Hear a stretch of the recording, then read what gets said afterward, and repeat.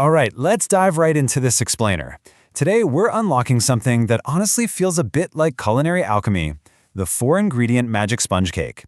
We're going to take a look at how to transform just a handful of basic everyday ingredients into the absolute ultimate foundation for light, low-calorie baking. So let's break down the science, the technique, and honestly, the pure fun of pulling this recipe off.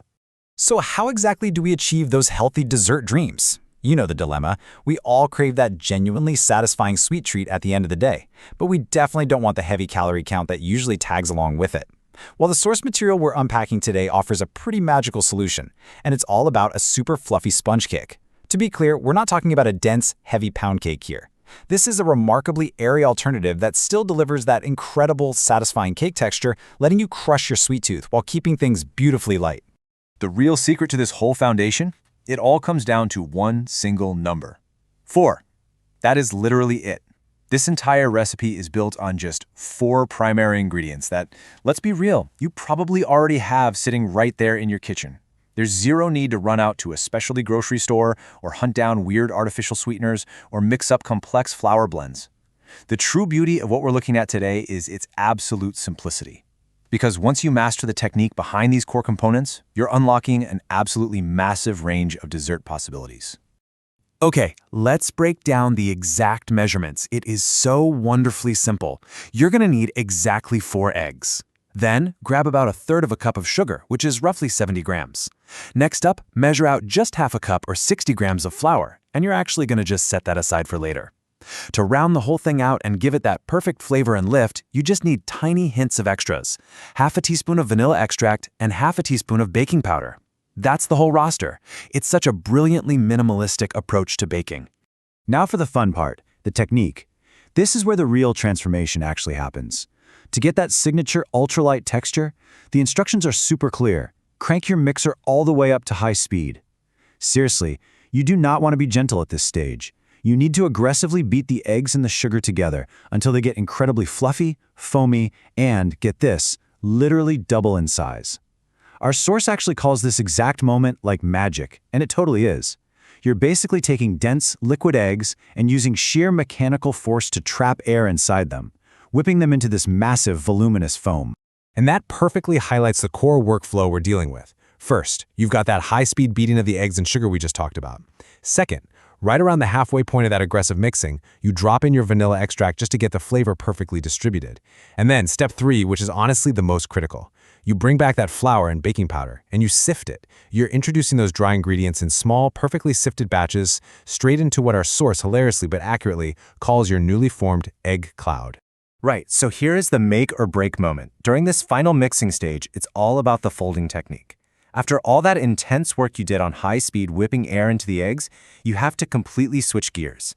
You need to fold those sifted dry ingredients in so gently using absolutely zero pressure. Why? Well, I love how the source phrases this. Don't deflate your eggs or the fluff guts will be disappointed. It's funny, sure, but it hits the nail on the head. Those fluff guts, the millions of tiny trapped air bubbles, are literally the only thing giving your cake its structure.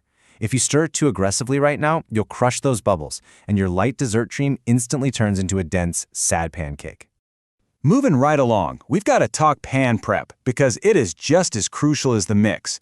You're going to want a 9-inch springform pan. And listen, lining it with parchment paper is non-negotiable. That guarantees absolutely zero sticking when it's all said and done. Once your pan is lined, you pour in that delicately folded batter. And here is a fantastic pro tip. Once the batter is settled, give the pan a firm little tap right on the kitchen counter. What that does is force any trapped, overly large, sneaky air bubbles up to the surface so they pop. That's how you get a perfectly even, consistent crumb. Okay, into the oven it goes. You're baking this masterpiece at exactly 325 degrees Fahrenheit, and it needs to hang out in there for about 30 minutes. Now, we obviously can't share scents through a screen, but believe me when I say that for those 30 minutes, your kitchen is going to smell out of this world. It's that pure, classic, intoxicating baking smell.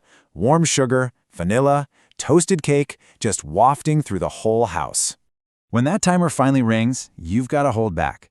Patience is key here. Let it cool down just a bit before you unclip and free it from that springform pan. But once you do, the reward is so worth it. You're left with this perfectly fluffy cake that has this gorgeous, golden, proud top. Because you were so careful to protect those fluff guts and pop the sneaky air bubbles, the cake rises up nice and tall and holds its shape flawlessly. No sinking whatsoever. It literally stands proud. Now, here's where things get really exciting.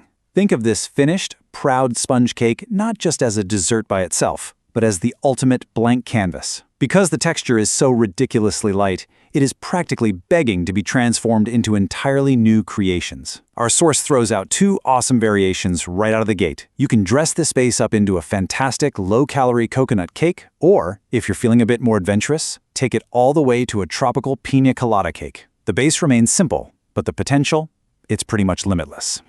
Which brings us to the ultimate takeaway of our explainer today. You've officially mastered this incredible go-to 4-ingredient base. You know the magic of the high-speed whip, the secret of the gentle fold, and the importance of that parchment-lined pan. The hard part? It's entirely behind you. So now that you're holding this perfectly baked blank canvas with endless healthy potential, the only real challenge left is deciding what exactly you're going to make next. Are you going tropical, maybe rich chocolate, or just piling on fresh berries and cream? What delicious masterpiece will you create? I highly encourage you to get into the kitchen and find out. Thanks for hanging out and exploring this with me.